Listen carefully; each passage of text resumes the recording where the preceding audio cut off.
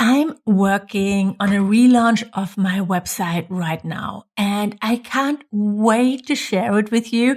It might already be live when this episode airs. Go check it out at susannereiker.com. I'm pretty sure it will be live. It should be live, right? Now, when you are familiar with my old website, you probably think, Susanne, your website looked great. Why did you do that? And that's a very valid question. Was relaunching my website the most important task in my business? Far from it. Far. Why did I do it anyway? And how do I decide what to focus on in my business? Let's talk about it. Hey there, welcome to the Blissful Biz podcast. I'm your host, Susanne Reiker, here to help yoga and wellness entrepreneurs build a thriving online business. If you're ready to make a bigger impact and earn money online, you are in the right place. Each week you learn about websites, digital products, social media strategies, and what's working now to build your online business. And now let's get started. Okay, why did I decide to relaunch my website? First, I finally did a photo shoot and got new pictures made. I worked with Xenia Blum. She's an amazing photographer based in Hamburg, and I highly recommend her. I really love the results so much. I'll add the link to her website in the show notes, so when you're looking for a photographer in Hamburg, definitely check her out. All my old pictures were from my time in Bali, so I've done a few photo shoots when I was living there. And yeah, so they were a bit outdated, my hair looks different, my life definitely looks very different, and I felt they just didn't represent me and my brand very well anymore. So I knew I wanted a new website for a while. And let me tell you, I pushed this off. I'm probably like most people listening that I don't really like photos of me or having my picture taken. Doing a photo shoot is deeply uncomfortable. I mean, I'm so far from being a model or enjoying that. Oh, actually, a fun story. I did one photo shoot as a model back in the day. I think I just turned 18, so I was a little baby, right? And the father of a friend of mine was a photographer. He saw me in a club. And before I knew it, I was booked to be on the cover of one of these young adult novel magazine things for teenagers, like stories for teenagers, basically. And they always used amateur models on them. So I'm definitely not a real model. I'm way too small, for example. But it was a proper photo shoot with a stylist and a location and everything. And I think I got paid 250 D-Mark back then, which is around 125 US dollars maybe, back in 1988, so a really long time ago. It was really exciting. That it was a lot of fun, but it was a one-off. I never got booked again or modeled again. Anyway, I finally got the photo shoot done and I had those beautiful new pictures. And of course, this meant I had to update my website. And this has been on my to-do list for 2022. I have a plan for the year with my main projects for each month. What am I going to focus on? And for September, the photo shoot was on there, and for October, a website update. This is the first step of how I plan what I'm going to do. I create a plan for the year, and for each month, I add the projects I want to do that month, like promotions and launches, create a new offer, update a course, and the photo shoot and website update. I do this every year in Asana. Asana is a free project management tool that I love. And for the yearly plan, I create a board with 12 columns, one for each month, and then I add the projects as tasks. The great thing with using an online tool like Asana and not a paper planner is that you can move things around. Because let's face it, life happens and things change all the freaking time. Also, it can be a bit challenging to know already what you'll be doing in 9 months or later. So you can leave that a bit vague, focus on the next 3 months, and get more specific on the rest of the year later. So when I plan my year, the first thing I add to this yearly plan, are all the promotional activities, launches and promotions. Because this is how you run a business. Selling your offers should always come first. If you don't sell, if you don't promote, you can have the most amazing, valuable and helpful offers, but if nobody knows about them, you are really not helping anyone. Promotion, launches, you need to put those things on your calendar first thing. So for example, when you plan to launch your first online course in January, so exciting, let's do that, you can already plan to do another launch in May and in September, so every 4 months. And I also plan for things like a flash sale, which are just a few emails that I send out. All the promotions have to go on that plan first thing. Otherwise, it's so easy to put that off and you just float along. Maybe you create a new offer and before you know it, it's been a year since you've launched that course. Because that's uncomfortable, right? Nobody really likes launching necessarily, especially when you've never done it. It's a bit scary. So this is outside of our comfort zone. Creating new offers, creating content is normally what we feel good doing.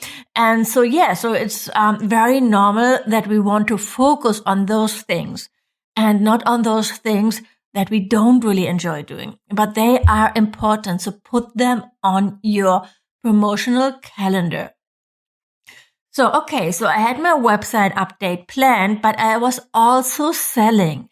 I did a huge promotion in September, the Elevate Virtual Retreat. I was also showing up continuously, running ads, publishing podcast episodes, the whole thing. It feels a little bit like I'm trying to convince myself that I was actually allowed to work on my website. Because I didn't just do an update where I changed a few pictures. It kind of evolved into this big thing where I did a complete relaunch and I actually switched platforms. I moved from WordPress to Showit. Wow, right?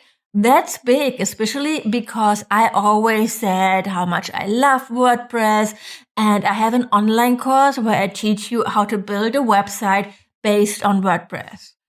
And this wasn't planned. This wasn't on my year plan. I don't want to go into all the details of why I choose Showit in this episode.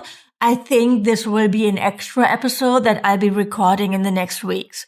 Let me just say that I love it. Showit is amazing and I'm very happy with that decision. And it was definitely influenced by the content I was working on for my virtual retreat, where I was talking about how to elevate your brand and offers. I don't know why and how, but there was this burst of inspiration. I was thinking about new offers, content I wanted to share, how I wanted to show up, all those things. And suddenly this website became a big part of it. And also working on the website, being creative became a big part of then thinking about offers and how I want to show up and those things. And it was such a joyful experience. I just love expressing myself creatively in this way. I was so in the flow, working on it in the mornings and on the weekends. Again, it inspired me to rethink so many things in my business. I'm so happy with it. I love the result. I know you're going to love it too. Just check it out, SusanneReiker.com. And I'm really glad I did it because I feel it helped me put things in motion and to help me live that idea of elevating your brand and offers that I talked about with you guys in my virtual retreat. But also, to be completely honest, my coach would probably have told me something like, Susanne, forget about your website, focus on launching that new course or offer or doing that promotion first. Or that I should hire it out. This would have been a proper CEO decision, right? So I didn't ask her, right? I just decided to do it because, I don't know, it just happened a little bit spontaneously, to tell you the truth. Yeah. Well, I bought a Showa template, so that kind of felt like hiring part of the development out. But yeah, it probably wasn't a CEO decision, something a 7-figure CEO would have done, like designing the website. And I don't know how I feel about that, to be completely honest. I feel I'm still trying to convince myself that it was okay that I decided to do that. Yeah, and the truth is, I definitely struggle to let things go, to delegate tasks sometimes. I have a VA, I have a podcast editor, and a copy coach, and a mindset coach who support our students inside the Blissful Biz Incubator. And I'm looking to grow my team, actually, like for next year, definitely. And I want to get a social media manager and an ads manager. But I'm still very involved in pretty much everything in my business. I like that right now, but I know that if I want to grow, I need to make my decisions differently, right? So I need to, like step more into the CEO role. And at the same time, I still want to be able to indulge myself and go with the flow and work on tasks where I am in the zone, in the flow. And for me, that is creative work like designing a website. So it has to be a balance between the masculine and the feminine, between numbers and intuition, between fixed structures and flexibility and going with the flow. If you run your business just in the flow, only doing what you feel called to do, I don't think you can build a sustainable, successful business. I really don't believe that. And I don't think you can grow that way. Because if you choose to only do what feels good and aligned and flowy, you are never stepping out of your comfort zone. And this is where growth happens. This is where we grow. So things like looking at your numbers, analyzing what works and what doesn't, promoting your office, prioritizing, delegating, this is all part of running a successful business. But I feel it's also important to have some room for flexibility, to change plans, to listen to your intuition and do what feels right. As the CEO, my goal is to be working in my zone of genius, that I can focus on what I'm really good at, being creative, coaching my clients, helping them figure out their niche and offers, sharing advice, and all those things.